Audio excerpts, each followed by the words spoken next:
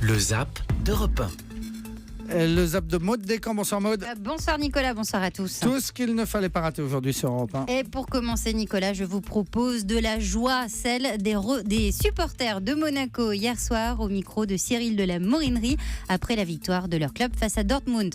Extraordinaire, extraordinaire, c'est un rêve. Fantastique, du Grand Monaco, comme on l'aime, donc ça va continuer. Ah mais c'est exceptionnel, des émotions fortes, j'ai plus de voix tellement j'ai... Et la demi, ça va être encore plus fort. Voilà, les émotions fortes donc chez les supporters de Monaco. Et en Guyane, en revanche, c'est l'inquiétude qui domine. Pour l'économiste Olivier Sudry, la grève pourrait pousser les clients d'Ariane Air France à aller voir la concurrence. Le risque, si le conflit perdure, c'est que la fiabilité de la base guyanaise diminue. Avec peut-être cette inquiétude de la part des opérateurs, finalement, est-ce qu'on n'a pas un risque guyanais en investissant sur une base où on n'est pas toujours sûr de pouvoir lancer au bon moment? Voilà, c'était un extrait de l'enquête du 8h de Lord d'Autriche sur Ariane Espace. Les perturbateurs endocriniens sont partout autour de nous, alors avez-vous les bons réflexes pour les éviter? Écoutez les conseils d'Ève Roger dans Europe Midi.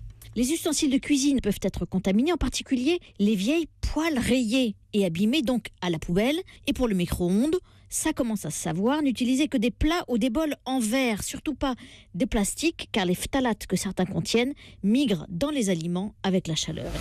Allez, un petit fun fact maintenant. Savez-vous où a été fabriquée la première papamobile électrique? Non, aucune idée. Je ne sais pas non plus ce que Non. c'est qu'un fun fact. Un fun fact, c'est une petite info insolite, une question voilà. qu'on ne se poserait pas. Et donc, où a été fabriquée la première papamobile électrique? Eh bien, écoutez la réponse avec Anissé Mbida. Chercher un véhicule écologique qui ne fait pas de bruit, et il s'est tourné vers une société française, vers Gruo, qui est le spécialiste de la transformation de véhicules en utilitaire. Et cette première papamobile électrique a été conçue sur une base de Kangoo électrique, donc un modèle Renault, donc elle est totalement française.